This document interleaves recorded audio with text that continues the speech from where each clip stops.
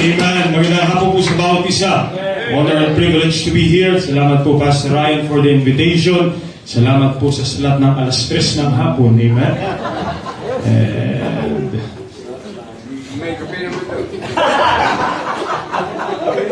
pag kayo po ay inaantok, okay lang po. Higa lang po kayo dyan sa sahig. Dala kayo ng unan. Basta pag-gising nyo po, kayo po ay nasa bottomless pit na. Amen. Maraming praise the Lord for this opportunity. Salamat sa mga simbahan kagaya po nito na nagpapatuloy sa biyaya ng Panginoon. Amen. And sa pagpapatuloy ay nakikita po natin ang gantimpala ng Panginoon. I've known Pastor Ryan since they were students and since they were full-time sa Santa Cruz at naging estudyante po sa Bible College, mga binibigyan ng assignment project. Ngayon, gumaganti na po sila na po nagbibigay ng assignment sa amin. Amen. Kailangan lang sumunod. Ang pagkakaiba, kami pa rin po ang naniningil ng tuition. Amen. But we praise the Lord for that. Of course, honor and privilege na ang mga kasama po natin ay mga lingkod ng Panginoon. Sino dito member from Noveleta? Raise your hand. Alright. Amen. Okay lang matulog yung mga taga-ibang simbahan, pero kayong taga-Noveleta, sa inyo to, kaya huwag po kayo tutulog. Amen? Alright. At kung kayo po ay medyo ma-offend sa topic ko ngayon, pwede po kayo magtulog-tulugan. No? Hindi ko alam bakit sa akin po binigay ang topic na ito, alas 3 ng hapon, para may dahilan po kayong matulog. Amen? We'll be talking about standards this afternoon. Alright, let's all stand up please. Grab your Bibles. Buklatin po natin sa Deuteronomy chapter number 6. Deuteronomy chapter number 6. Deuteronomy chapter number 6. Isa po sa dalawang pinakaayaw topic pag-usapan ng mga mananampalataya ay pag pinag-usapan ng giving at pag pinag-usapan ng standard. Amen?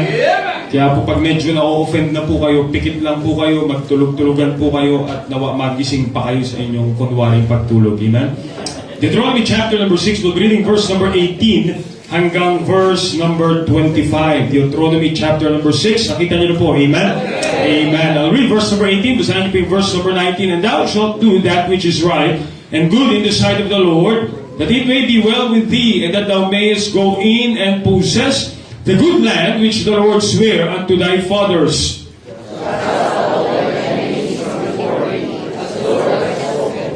And when thy son asketh thee in time to come, saying, What mean the testimonies and statutes and judgments which the Lord our God hath commanded you?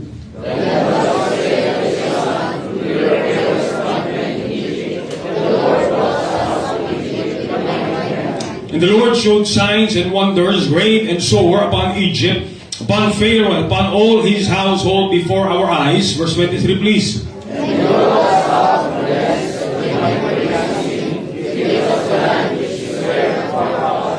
And the Lord commanded us to do all these statutes, to fear the Lord our God, for our good always, that He might preserve us alive, as it is at this day.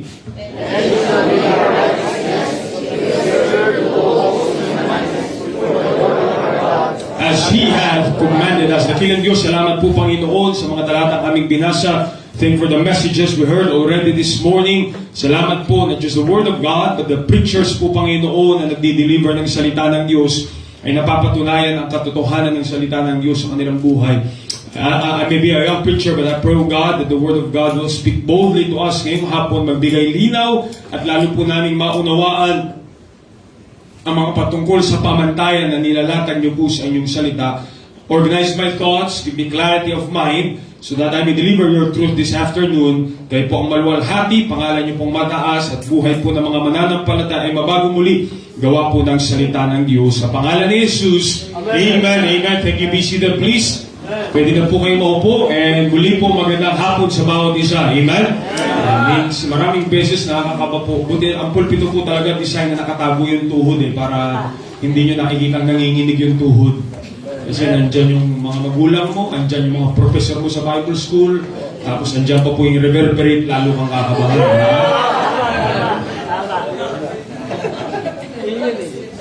When we talk about standard is a word which simply means that which is established by a sovereign power as a rule or measure by which others are to be adjusted. Standards is that which is established as a rule or model by the authority of public opinion or by respectable opinions or by custom or general consent as writings which are admitted to be the standard of style and taste. Pag pinag-usapan po natin ang standardiya, katulad nga po ng sinabi ko, ito ang isang bagay na pinakaayaw pag-usapan ng maraming tao, ng maraming mananampalataya. Dahil every time they talk about standards, ang pakiramdam ng maraming Kristiyano ay sila ay sinasakal. Tama? Tayo ay inaalipin ba? Tayo ay minsan nga napagkakamalang ang mga tunay na mananampalataya na kulto na lang dahil napakarami daw ng mga batas at napakaraming bawal at minsan pinapangalanan tayong bawal Baptist Church. Bawal manligaw, bawal mag-shorts, bawal manood ng sine, bawal huminga. Daming bawal. Ano naman yung mga Baptist na yan, mga bawal Baptist, ang daming bawal. Not understanding, pag tinignan po natin yung salita ng Diyos, the Word of God is a book. You go to the first 5 book of Moses, it already shouts out na ang Diyos ay naglalatag na po ng rule or measure na kailangan ang mga Israelita ang dapat mag-adjust. Kasi when we talk about standards, naglalagay tayo ng pamantayan na hindi yung pamantayan ang ating i-adjust, kundi tayo ang mag-a-adjust dun sa pamantayan na dapat nating sundin. That's why dito po sa Deuteronomy is a book which has replayed and trying to review all those commandments, yung mga utos sa mga Israelita. Kaya nga sabi ng maraming tao, kailangan mong sumunod sa batas. Kailangan masunod mo ang mga utos para pumunta ka sa langit. Una, hindi nga nila alam kung ilan yung utos.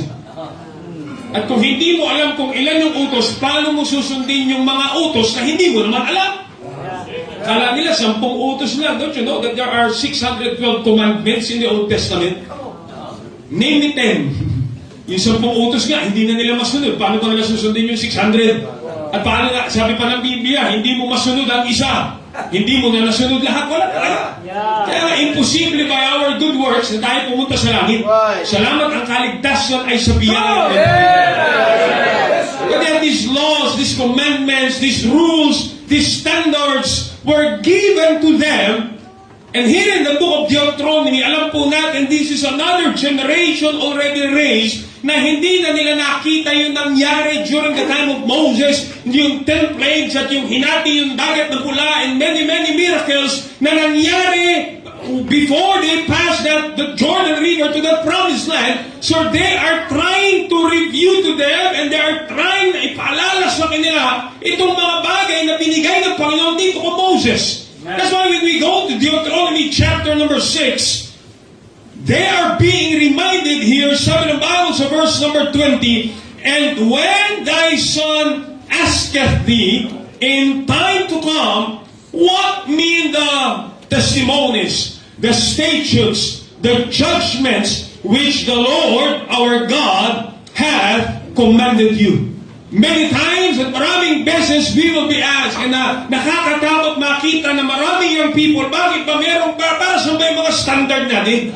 Ano ba yung mga pamantayan na yan? Ano ba yung mga nilalatag nating standard? Para saan ba yan? Mga bagay na yan? Tonight, let's answer this afternoon. Let's answer this question this afternoon. Ano ba yung kahalagahan? Bakit nga ba kailangan natin ng standardiya sa simbahan? Hindi ba kung walang standardiya, mas marami tayong madadalang tao sa simbahan, mas marami tayong madadala sa Panginoon? You see, ang Biblia po ay inilalatag sa atin ano ang kasalanan. Pero ang salita ng Diyos din po ang tutulong sa atin para gumawa ng tamang desisyon. Paano mamumuhay nang tayo ay malapit sa Panginoon. And standards will always help us with that matter. The problem is, napakarami pong standardiya sa mundong ginagalawan po natin ngayon. There are many standards na nilalatag ang tao para sa desisyon kung ano ang tama at mali, and it is always up to us to decide anong standardiya ba ang susundin natin sa ating buhay. There is that standard of popular opinion. ang pamantayan po nila ay depende sa mga popular at depende sa sikat. Let me use the famous word today, depende sa trending ng sanlibutan. Kaya nga minsan pag ang tao ang naging standardiya natin ay ang kaya napaka-dangerous ng social media ngayon. Dahil yan po ang ginagawa nilang standardiya ng buhay nila. Di ho ba mga magulang maglalatag ka ng pamantayan sa bahay? Pero ang social media ay parang bintanang dinudungaw ng anak mo. Bakit sa kanila pwede? Bakit sa simbahan nila pwede? Dito sa atin hindi. Bakit ang higpit? Nakikita nila lahat sa social media. And that has been the standard of popular opinion. At nakakalungkot pag ito po ang naging standardiya ng ating tahanan at ng ating simbahan. Some people use the standard of feeling and emotion. Depende sa kanilang nararamdaman. The problem is, the heart is deceitful above all things and desperately wicked. Pag ang emosyon ang naging pamantayan natin, isang bagay ang tiyak, magbabago ang ating standardiya. You know why? Kasi pabago-bago ang iyong emosyon. Kanina umaga, masaya ka pang nakikinig ng preaching. Ngayong hapon, parang namimilig ka nang makinig ng preaching. Nagbabago ang standardiya, ang emosyon natin. Amen? You see, that's why it's important for us to realize na ang pamantayan natin ay hindi dapat nakalatag sa popular na opinyon. Ito po ay hindi dapat nakalatag sa ating pakiramdam at sa ating emosyon at pakiramdam natin ay tama. Ang malaking problema po kasi maraming beses masama ang ating pakiramdam. There's only one remaining truth para hindi magbago yung ating standardiya. And that is the standard of the Word of God. Isang bagay na hindi nagbabago ay ang salita ng Diyos. And when we are asked, bakit nga ba sa pastorayan ay napakahigpit? Ang mga pastorin na ito sobrang higpit. At sisilip ka sa social media, sa simbahan naman nila pwede. Sa bahay naman nila pwede. Sa pastor naman nila ay pwede ang sayawan. Bakit dito ay hindi? Sa kanila naman ay pwede ang ligo. Ang higpit naman ng standard dyan. Nalipat na lang ako ng simbahan. That same question is reminded in chapter number 6, verse number 20. What mean the testimonies and the statutes and the judgments? Bakit nga ba tayo mayroong standard? Itong mga anak ng mga Israelita na hindi na nila nakita ang nangyari sa Egypt, hindi na nila nakita ang maraming miracles na ginawa ng Diyos. One of these days, they will ask, why the standards? But tayo mayroong pamantayan, and I praise the Lord, the Bible gives us answer, and I believe this will be a practical help for each and everyone ngayong hapon. Three things po ngayong hapon na nais ko po makita. Number one, let's dwell on verse number 21. Nandiyan po ba kayo? Amen? Amen. Kung may minalaman po kayo kahit hindi nyo naiintindihan, at least nagigising po yung katabi nyo. Amen? Pag minakita po ako naiyak habang nagpipreach, hindi ko naiisipin na kukumbig ka, naiisip ko na lang, kinukurot mo na lang yung sarili mo para magising ka.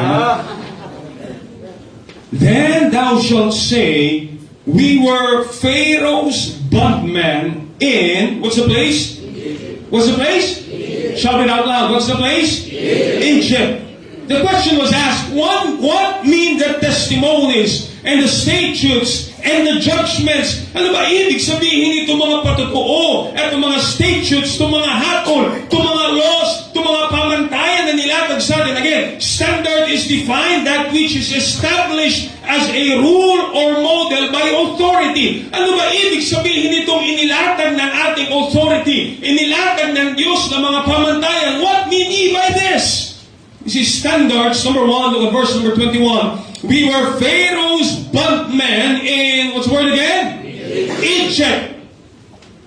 Egypt has always been a picture of the world. Right. You see, number one, standards will keep us from worldly influence. Amen. Worldly influence. Isang bagay pinapaalala po ng salita ng Diyos dito, When children are already asking, or maybe you're a member already asking, ano ba kaibahan natin sa kanila? Bakit ba tayo meron ganitong klaseng pamantayan at meron tayong ganitong klaseng alintutunin? Bakit ba hindi tayo pwede manood ng sine? At bakit ba hindi tayo pwede pumunta sa ganitong lugar? At bakit ba tayo hindi nasayaw sa simbahan? Why all these standards? What we need by these standards? Because it will keep us from the influence of the world. Alam po natin ang mga Israelita ay matagal na inalipin sa Egypt. And you cannot help it but to be influenced by Egypt. Amen? At marami nga po sa kanilang paglabas pa lamang ng Ehipto ay nabitbit nila ang ganong klaseng impluensya. Now understand, Egypt has well over 80 gods. Marami silang Diyos-Diyosan. Actually, if you study the plagues, yung 10 plagues na binigay ng Panginoon sa Egypt, it is not just a random plague na binigay sa kanila ng Diyos.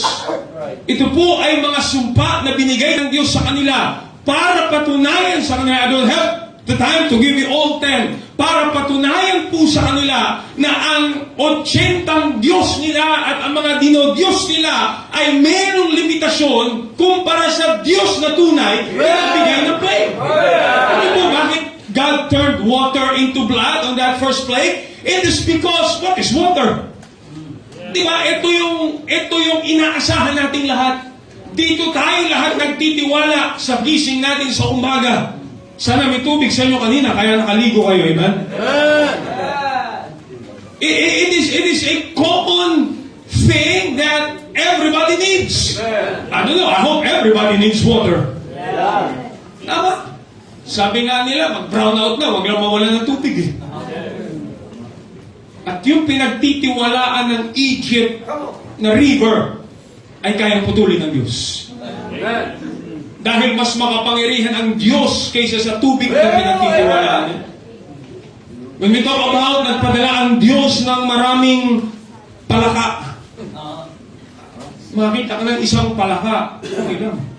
Pero pagbukas ng ref mo, may palaka. Pagbukas ng kwarto mo, may palaka. Pagbukas ng sasakyan, the Bible says there are many frogs out there. Egypt worship a frog god, so God made them miserable with frogs. Nagtitiwala sila sa araw. Don't you know, sun is one of their gods. And when God gave them 3 days of darkness, isinisigaw ng Diyos na mas makapangyarihan ng Diyos kaysa araw na pinagtitiwalaan nyo. And the Bible is trying to remind us, yan po ang impluensya na ibinibigay ng Ehipto at ibang impluensya ang ibinibigay ng sanlibutan. One thing is sure, ayaw ng sanlibutan ito o ayaw ng Egypt ang Diyos ng mga Israelita. And without the standard na inilatag ng Diyos, without the statutes, and without the judgments na ibinigay ng Panginoon, tayo lahat ay bibitbitin natin muli ang mga maling impluensya, ang makamundong impluensya na ibibigay ng mundong ito. And setting a standard will always keep us away from wrong influence. Amen. Amen. Kaya nga maraming Kristiyano, just like the Israelites, nung nagutom na sa wilderness, ang sabi nila Moses, ibalik mo na lang kami sa Egypt. That simply means ayaw nila tanggapin yung pamantayan na nilalagay ng Diyos.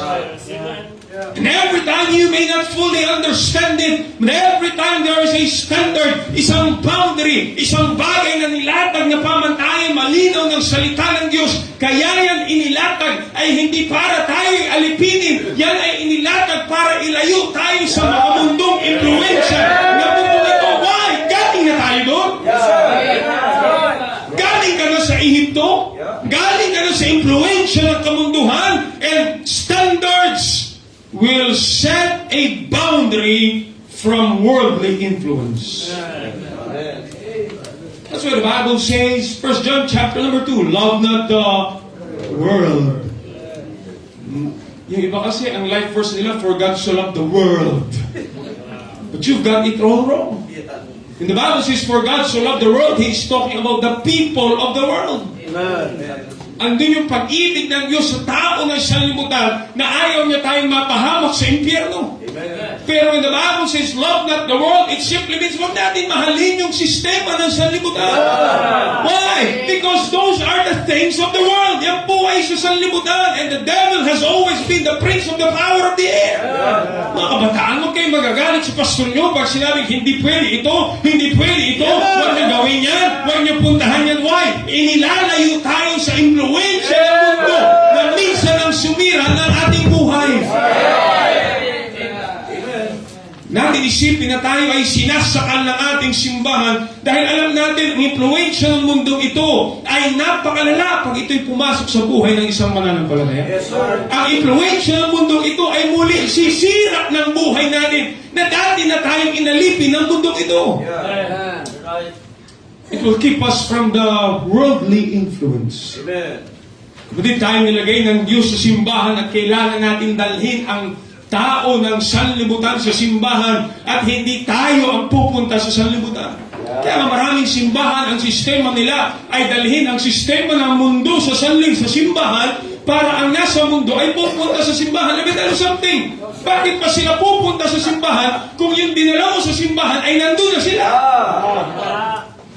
Yung pong pinagtitipunan natin doon sa Las Piñas, ang dating nagamit po noon ay isang grupo ng they call themselves yun, sa Diyos walang impossible ministries. We were able to visit, pinuntahan po namin, Pastor Ed, that the first time we came there, ay ang kanilang backstage kulay itim po naman. Ang it's all black. Sa gawing kaliwa ay may drum set, may electric guitar. Sana nga, inuwi nila eh.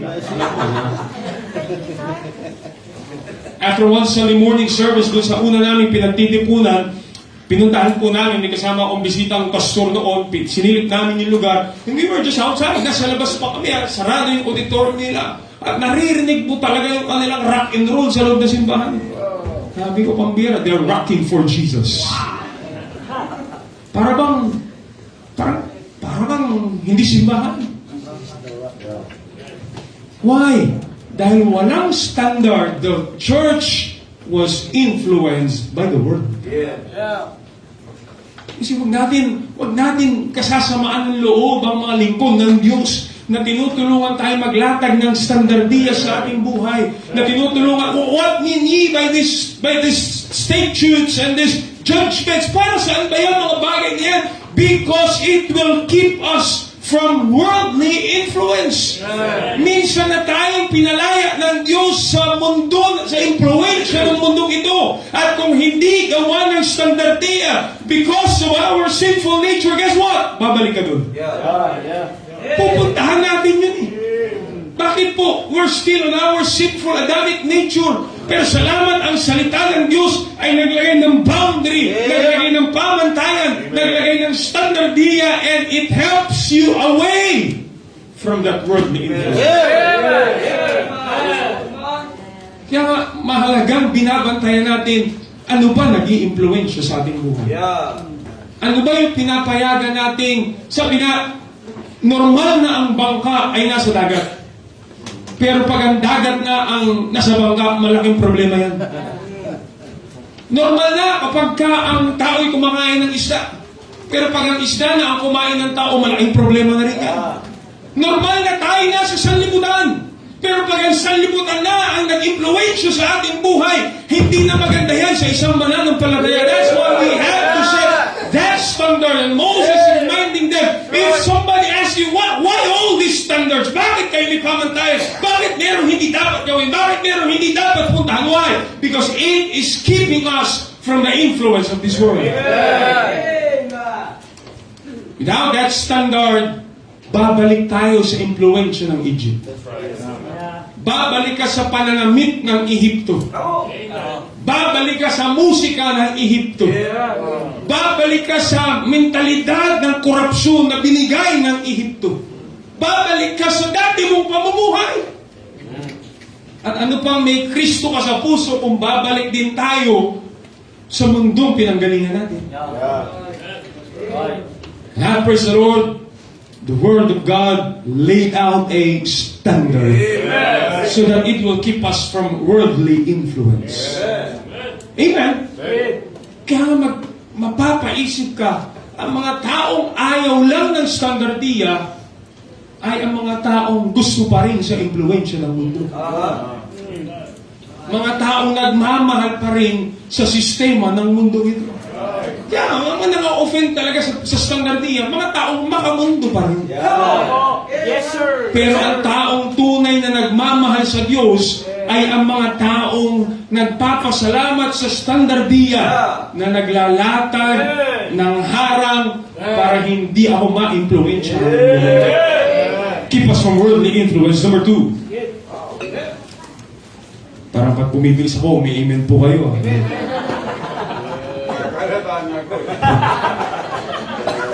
Dahil ko yung magwakas na kaya sa panalaga. Bayad na naman yung number 1, okay? It will keep us from worldly influence. Number 2. Message is simple this afternoon. Sabi ng Bible sa verse number 20, again that question, what mean the testimonies and the statutes and the judgments sa langwahe pa natin ngayon? Ba't ang daming rules? Ba't ang daming bawal? Bakit hindi pwede ito? Bakit hindi pwede yun? Bakit gano'n? Ba't ang higpit? Ba't di pwede manligaw? Hello? Bakit pati pag basketball dapat jogging pants, naka-necktie, naka-Americana?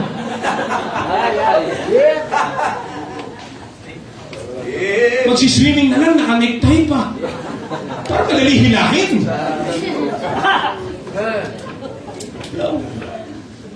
Pag maliligaw, dapat kasama buong simbahan.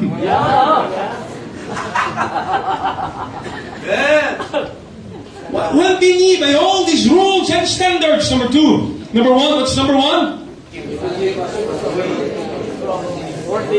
From what? Worldly influence. Number 2. I hope you're still listening. Amen? Verse 21, then thou shalt say unto the son, thy son, we were, what's the word? Hello, we were Pharaoh's what? Bondmen in Egypt. Kanino daw po silang bondmen? Wrong answer. Kanino po silang bondmen? Pharaoh. Now, Pharaoh is an identity of a king sa Egypt. Alright? It's an identity of our king. If you will go to Exodus chapter number 1, buklatin niyo po ang inyong Bible para po magmukha kayong spiritual at para hindi kayo makatulog. Amen? Ginagawa ko po lahat ng abot na aking makakaya para hindi kayo makatulog. Pag hindi pa rin po kayo magising, taas kayo ng kamay, request po kayo ng kape, bubuhusan po kayo ng kape. Talaga yung magigising na po kayo.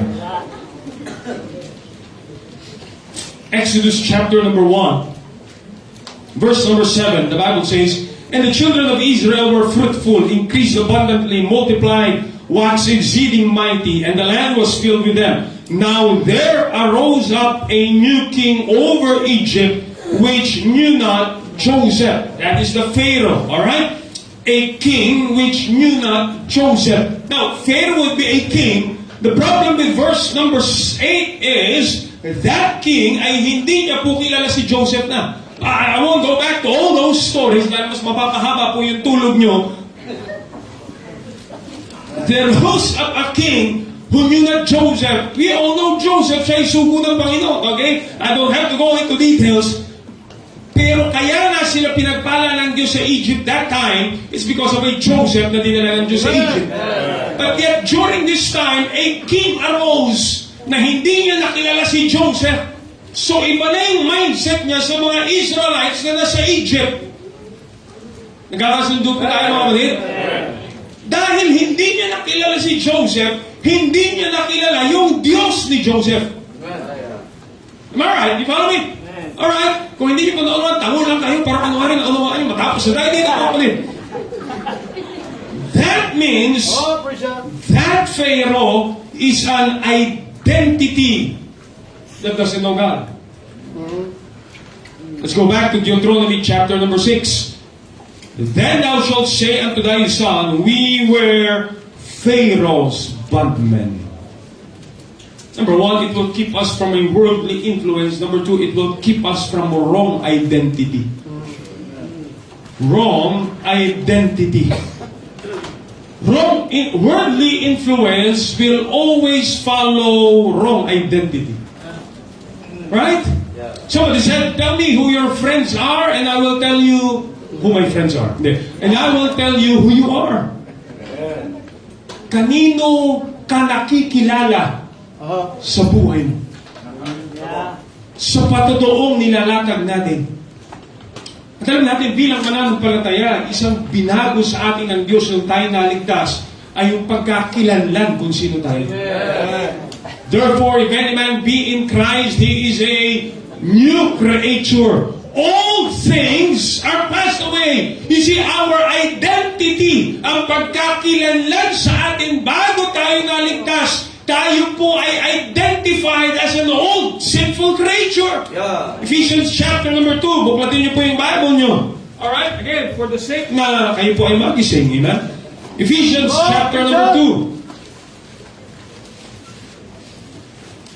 2. Yan ang advantage at disadvantage ng aircon. Amen?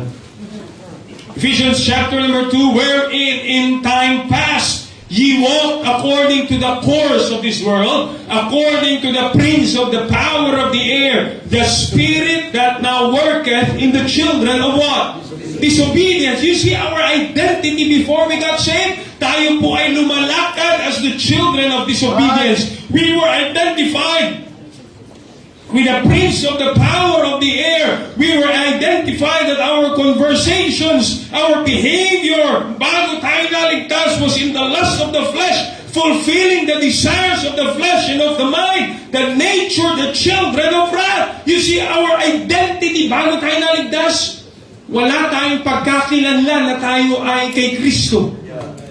At yet when we got saved, the Bible says, for by grace are you saved through faith, not of yourselves. It is the gift of God. Verse number 10, look at our identity. For we are His workmanship, created in Christ Jesus unto what? Hello, unto what? Good works, which God had before ordained that we should walk in them. The Bible is trying to remind us na kailangan ng pamantayan sa ating buhay so that it will keep us from that wrong identity ng sanlibutan. And I believe the best identity we have ay makilala tayo bilang isang mananampalataya, bilang isang anak ng Diyos, bilang isang tunay na Kristiyano. Bakit nga ba tayo tinawag na Kristiyano? Sino ba tumawag sa ating Kristiyano? Hindi naman tayo tumawag sa ating Kristiyano. Ang tumawag sa ating Kristiyano, read the book of Acts, right? And they were called Christians first in Antioch. Why were they called Christians? Dahil nakita sa pamumuhay nila na sila ay tagasunod ni Kristo. And if they are followers of Christ, then they are identified with Christ. At kung walang pamantayan, at walang statutes, at walang boundaries na ilalatag, these Israelites, again, would be identified with the Egypt. Nauunawaan niyo po why all these standards? It is because we are wanted to be identified no more with the world. Amen? Hindi ka na dapat. Di mo ba nakakatuwang makita pag nakita ang iyong pananamit dahil naglatag ka ng kamantayan? Aba, taga-Christian Bible Baptist dito. Yes, sir. Aba, tunay na Christian. Why? There is a standard. Yes, sir. Kanino ka nakikilala? Sino ang nakikita sa ating buhay?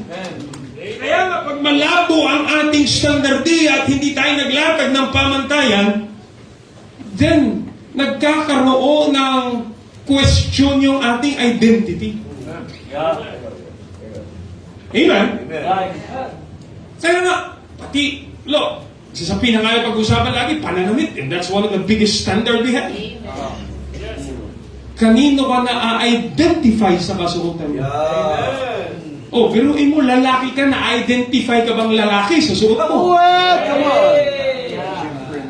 Pag napapaisip yung kausap mo ng kung lalaki ka ba o babae, malabo yung pamantayan mo. Hello? You see, our attire should not connect us to the identity ng sanlibutan ito. Kanino ka na-identify sa iyong kasuotan? Sa artista?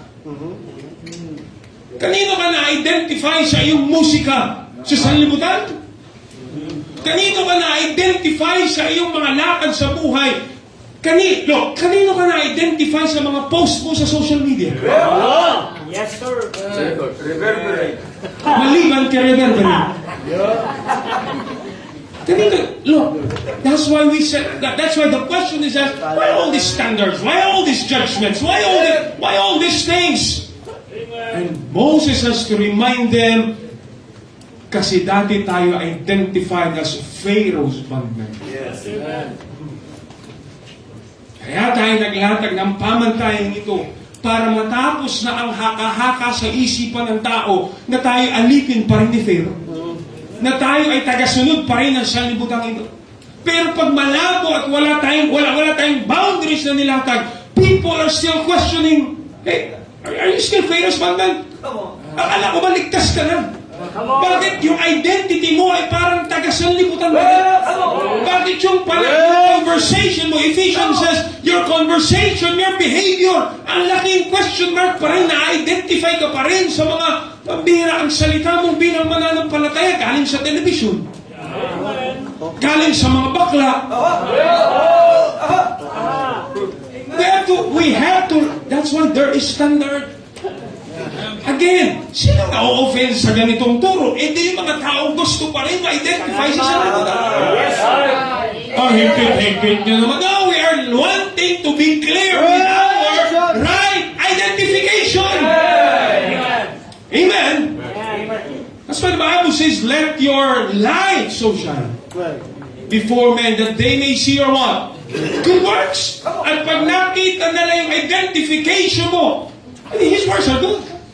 Okay ang pananamit, okay ang no question, ito'y tagasunod ni Nino.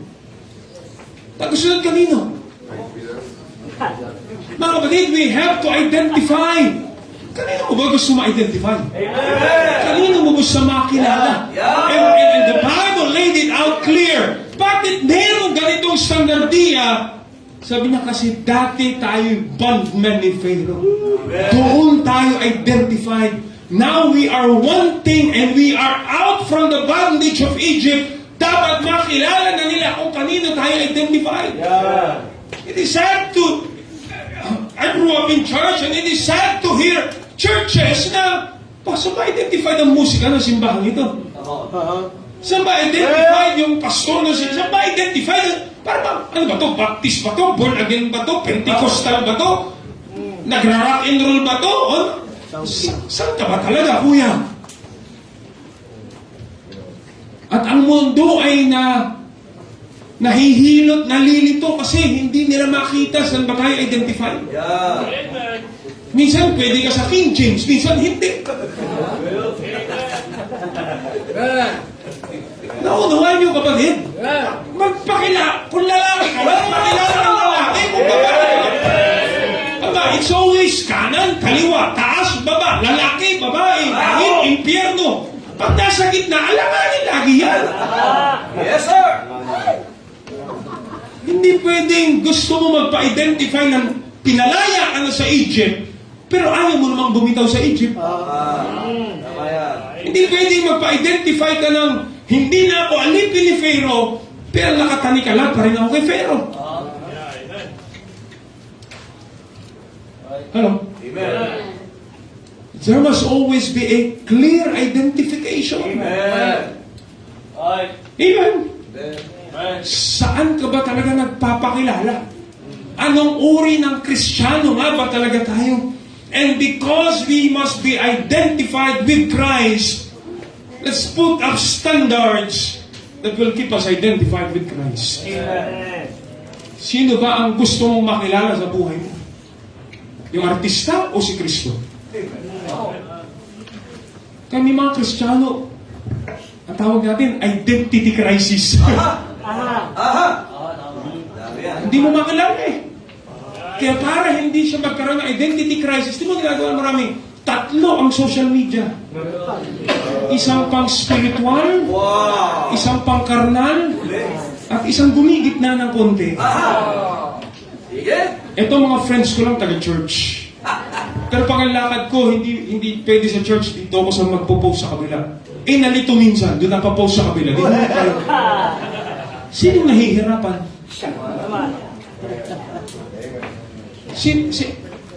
Hindi ako. Ikaw ang naguguluhan sa sarili mo. Tama. Kasi ayaw mo, are you Pharaoh's man still? Gusto mo lumaya ng Egypt, pero ayaw mo namang magpaalis na identification na ikaw ay kay Pharaoh. That's why there was a standard. Amen. Naalala niyo po si Pedro nung siya ay lumalayo sa Panginoon?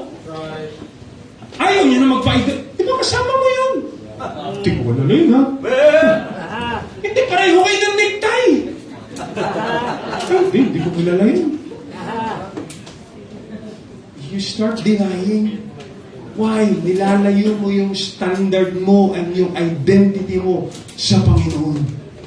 That is why we must choose carefully sino ang pinapayagan nating mag-identify sa atin. Amen. Pag tinignan ng social media mo, kanino ka na-identify? Pag tinignan yung mga fina-follow mo sa social media, mga Kristiyanong, pero mga fina-follow ng mga Kristiyanong social media, artista. Sino po yun? Hindi ko kilala yun, sir. Sorry. Sino? At tumahimik po bigla. Parang inantok kayo bigla. Sinusundan mo yung love life ng mga artista. Sinusundan mo yung buhay ng mga taong sumusunod sa sanlibutan.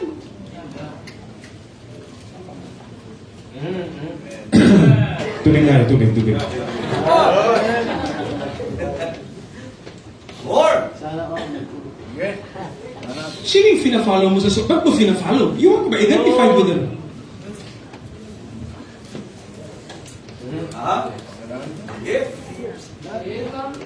And lo and behold, bibilang ka na ng buwan panahon. Kahit linggo-linggo ka sa church, kasi meron kang nakikita na identify mo yung sarili mo sa mga taong yun. Let me give piece of advice. Start unfollowing them. Tama. That's good. Subukan mo i-unfollow yung mga personalidad ng sanlibutan. Malamang mag-i-enjoy ka na sa preaching. Yes, sir. Malamang hindi na emosyon ang magiging standard mo. Malamang yung puso mo, magagwardyahan mo na yan. Why? Kasi nga, gumagawa tayo ng paraan para ma-identify natin ang sanlibutan. Pinababad natin ang sarili natin sa telenovela. Pinababad natin ang mga anak natin sa love story ng mga teenager. At pag sila'y napapariwaranan ng landas, susumbong mo sa pastor. Pero tayo naman ang nagbigay ng magulong identity. Sino magsusundin talaga namin? Yung naririnig sa pulpito o yung pinapanood namin sa social media? Hello? Where are we identified? Pinapanood natin ang mga teenager na mga kasuotan ay mga 50% off. Kasi kalahati yung nawawala eh.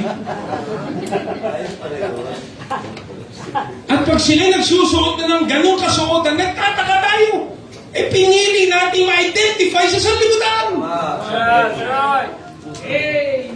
Kahit pa mag-3 araw na distinctives conference, paghati ang gusto mong identification sa buhay mo. Hello? There will be a hard time for us to put a standard in our life. Na-follow ka sa preaching, na-follow ka sa Korean novela, na-follow ka sa artista, na-follow ka sa mga kasuotang wala namang tamang pamantayan. Pati identity mo, hilong-talilong. Yes. Hello? Amen. Amen. Nakikinig ka ng musika ng makalangit, pag uwi mo ang nakasaksak naman sa, ang tawag doon, AirPods. Mo ay musika ng sanlibutan. ay sino ba talaga tayo? Sino ba talaga sinusunod natin? Yeah. Amen. Amen. Sino ba talaga gusto mo sundin sa buhay mo? Pero ngayon, pag naglatag ka ng standard, huwag mo iiwan sa pag iba yung standard ng simbahan, iba yung standard ng bahay, iba yung standard sa labas, ay daig ka pa ng standard electric pan. Hello? Good. Amen. It is very clear that we must have a standard so it will keep us from wrong identity. Hello? Amen. Dapat nung tayo naligtas, unti-unti nating iniiwan ang identity na tayong taga-sanlibutan. Good. Right. Binibitawan na natin ang identity ng mundong ito. Amen? Right. Amen. Liban na po tayo, tumahimik na po kayo. Nalungkot sa pinapalo. At doon po nagbukas ang lahat sa pinapalo. Napalo. It will keep us from wrong identity. I am nagtataka ako, pambira. When I see Christians, pambira. Yung musika ng sanlibutan, nilalike pa. Yung buhay ng artista, pambira. Nakapag-comment ka pa. Ang kinomment mo pa, amen, answer prayer.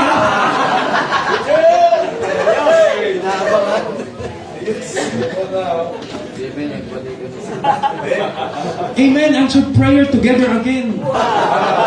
Hashtag revive.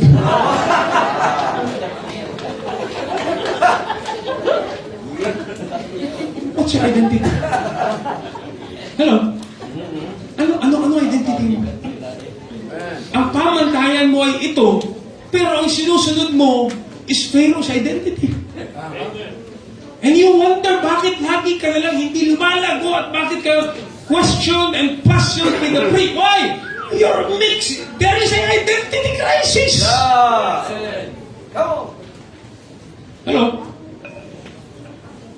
I advise many members of, especially frontliners po ng Las Piñas, kung yan ay maling doktrina, start unfollowing them. Hindi mo nga alam yung doktrina mo, makikinig ka ng doktrina ng iba.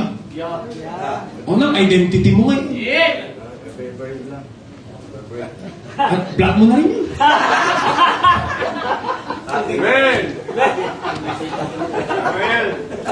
Hindi mo pa nga alam yung pinaniniwalaan mo kung kani-kanino ka na nakikinig. Tama. Hindi ka nga maging faithful sa simbahan. Tama yan. Yes, sir. Amen. What's your identity? Amen. Hello? To keep us from wrong identity, I have to finish here. Number 3. Ilan pa ba ito? Ilan oras po tayo?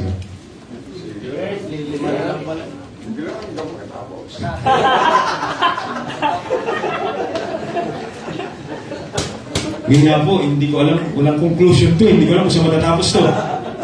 Mamay mo na yung huli. Doble po bayad nun. Alright, Diba, ito naman yung sorry mo kunta. verse number 21. Verse, tapusin na nga po natin ito. Nagre-reklamo na sa harap. Verse number 21. Then thou shalt say, verse 20, what mean the testimonies? Why all these testimonies? Bakit ang daming batas? Bakit ang daming statutes? Ang daming judgments? Ang daming utos ng Panginoon? Then thou shalt say, we were Pharaoh's bondmen in Egypt. And the Lord brought us out of Egypt with a mighty hand. Verse number 22, and the Lord showed him signs and wonders, great and sore upon Egypt, upon Pharaoh, upon all his household before our eyes, brought us out from thence. Verse number 24, commanded us to do all these statutes, fear the Lord our God, for our good always, that he might preserve us alive, as it is this day. Number 1, why all these standards? Number 1, to keep us from what? Worldly what? Influence. Number 2, to keep us from wrong identity. Last. Amen. Last. Number 3, it will keep us from wretched imprisonment. We were Pharaoh's bondmen. When we talk about bondmen, we talk about a manslave. alipin. A person bound to service without wage. Sila po ay nagtatrabaho ng walang bayad.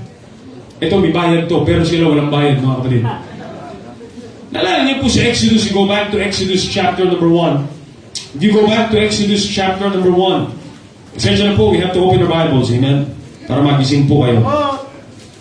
Exodus chapter number 1, the Bible says on verse number 10, come on, let us deal wisely with them, lest they multiply it, lest they multiply, it come to pass, that when there falleth out any war, they join also unto our enemies, fight against us, so they get up out of the land. Therefore they did set over them taskmasters to what? To what? Afflict them with their burdens. Verse number 12, but the more they afflicted, the more they grew, the more they afflicted them, the more they multiplied and grew, and they were grieved because of the children of Israel. Verse 14, and they made their lives bitter with hard bondage, mortar, brick, all manner of service in the field. All their service wherein they made them serve was with rigor. Look at all this. Imagine yung pag-aalipin ng Egyptians sa kanila. They were bondmen. Imagine yung kanilang hinarap na kahirapan because of being in bondage. Let me tell you something. Inalipin na tayo minsan ng kasalanan. Inalipin na tayo minsan ng sanlibutan ito. And the Bible is very clear. Alam natin anong uri ng buhay meron tayo bago tayo naligtas. Ask yourself this question, nasan ka kaya ngayon kung hindi ka ligtas? Anong uri ng buhay meron tayo? Anong uri ng kasalanan ang umaalipin sa atin? And the God of these Israelites must be able to give them standards and judgments and statutes and reminders na maghihiwalay sa kanila para hindi na nila balikan ang lumang pamumuhay na umalipin sa kanila at almost magwasak ng kanilang buhay. God has to give us standards from the Word of God so it will save us from a wretched imprisonment mula sa kasalanan nila. Sa bagay po ang tiyak, nung tayo naligtas mga kapatid, hindi na tayo madadala sa impyerno. Tayo naniniwala na minsan mo tinanggap si Kristo sa puso mo bilang tagapagligtas, kailanman hindi ka na niya madadala sa impyerno. Once saved, always saved. And the devil knows that. So the best thing he can do, alipinin ka uli ng kasalanan, at kung hindi ka man niya madadala sa impyerno, dadalhin niya ang impyerno sa buhay mo. At ang taong ligtas na alipin pa rin ng kasalanan hanggang ngayon, tunay na impyerno at miserable ang buhay mo pag wala kang maayos na relasyon kay Kristo. And one thing that will save you from that being a bondage, imprisonment of sin again, is setting a standard. Para hindi ka na ma-identify as Pharaoh's bondman. Notice with me, tingnan niyo po, Deuteronomy chapter number 6.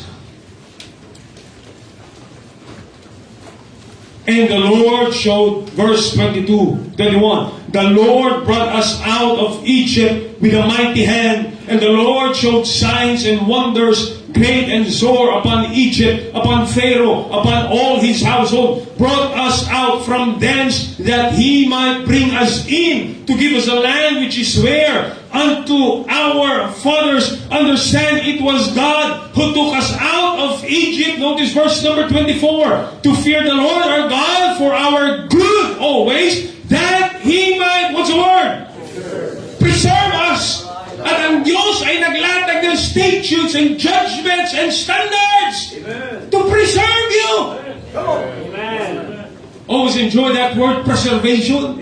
Dahil kung hindi gawa ng salita ng Diyos, babalik tayo sa kasalanan at tatalian. Sabi ko kanina, akala ng maraming Kristiyano, pag naglagay na ng standardiya, kala mo, hindi ka inaalipin, binibigyan ka ng kalayaan mula sa pagkaalipin muli ng kasalanan na sumira ng buhay mo. Kasi sa inyo, Matis, hindi pwede ang manligaw. Kasi nga po, alam ng salita ng Diyos na ang tukso ng kasalanan Saan ka pa dadalhin ang tukso ng kasalanan? Kundi sa kasalanan. Right. Amen. Hello? At pag ikaw ay nadala sa kasalanan, aalipinin ka na naman ng kasalanan. At miserable na naman ang buhay mo bilang ligtas. Alipin ka na naman ng kasalanan. And the Bible says God wants to give you good always to preserve you. Naglatag siya ng pamantayan para yung sisira sa iyong kasalanan, sa iyong pagkakatali sa kasalanan, ay maging malaya ka naman mula sa pagkaalipin. Piliin mo nung naligtas ka gawa ng pamantayan ng salita ng Diyos, malaya na ang kaisipan mo mula sa kurumihan ng kasalanan. Hindi ka na inaalipin ng bisyo. Hindi ka na inaalipin ng musika ng sanlibutan. Hindi na inaalipin ang isipan mo ng mga maruruming bagay ng sanlibutan. Why? You allow God to preserve you. At ba nilagay ng Diyos ito? The Bible says, look at chapter number 6, look at verse number 24. For our what? Verse 26, for our good always. Standard will keep us from wretched imprisonment. Grabe ginawa ng Egypt sa mga Israelites. Dati silang binibigyan ng brick. Ngayon, kayo na ang gagawa ng brick para paggawa nyo ng inyong pyramid. Grabe kahirapan ang binigay sa atin ng kasalanan bago tayo naligtas. Grabe ang pag-aalipin. Imagine young people kung walang salita ng Diyos na nagbibigay sa inyo ng pamantayan. Hindi kayo, salamat ka, mayroong magulang na dinala ka sa simbahan para magkaroon ng pamantayan ng ating buhay. You look at the world outside, we have teenage pregnancies, and we have broken families, and we have pambira, mga tao na inalipin na ng kasalanan at tayong si Kristo na lang magbabago ng buhay. Whereas tayong binago na ang buhay, bakit gusto pa natin bumalik sa pag-aalipin sa kasalanan? Whereas dapat ang simbahan na maglalayo sa tukso ng kasalanan ay dapat magtaas ng pamantayan para tayo hindi muli bumalik sa alipin ng kasalanan, sa karumihan ng musika ng sanlibutan, sa pananamit na hindi nakalulugod sa Diyos, sa pag-iisip na binubulok ng sanlibutan ito. And thank the Lord for standards. Minsan na tayong alipin ng kasalanan. Romans chapter number 6. Romans chapter number 6, sabi po ng Bible. You know, the verse, Romans chapter number 6, verse number, let's see here. Romans 6, verse number 11. Likewise, reckon ye also yourselves to be dead indeed unto sin, but alive unto God through Jesus Christ our Lord. Let not sin therefore reign in your mortal body, that ye should obey in the lust thereof.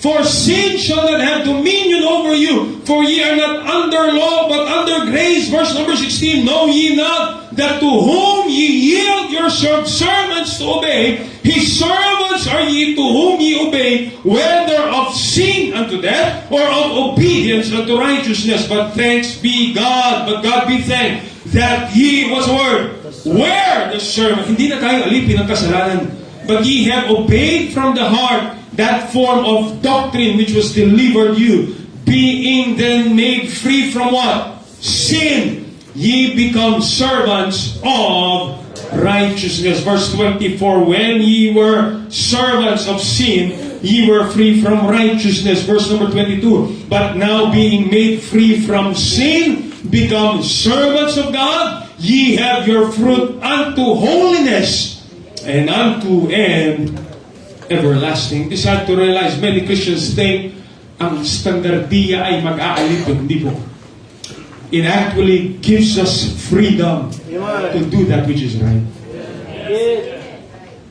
Salamat sa mga pastor at salamat sa salita ng Diyos at salamat sa simbahan na naglalatag sa atin ng pamantayan. Anong kasuotan? Anong musika ang dapat pinakikinggan? Sino ba ang mga kaibigan na dapat mo sinasamahan? Ano ba ang dapat mo panoorin at ano ang hindi mo dapat panoorin?